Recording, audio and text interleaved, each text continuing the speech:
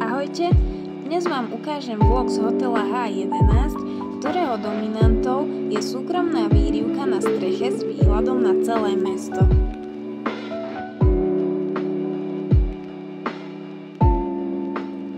Nachádzajú sa tu aj dve sauny, a to fínska a infrasauna, ktoré sú presklené a teda sa z nich dá tiež vychutnať si panoramatický výhľad. Celý tento priestor si môžete rezervovať na koľko hodín chcete. Odporúčam minimálne dve, keďže je tu naozaj výborne.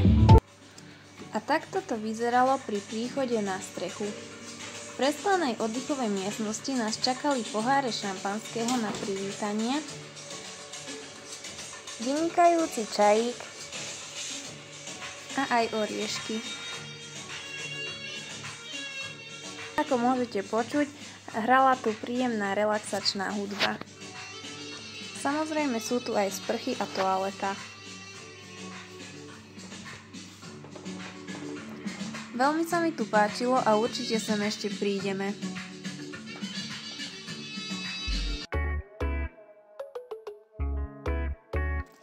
Po saune sme sa dokonale schladili v otužovacej kadi a pozerali pritom na žiariace hviezdy a mesiac.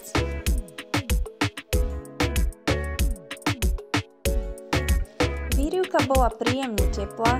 Podľa mňa najlepšie je toto miesto navštíviť v chladnejšom počasí, keď je možnosť potom sa dobre schladiť vonku.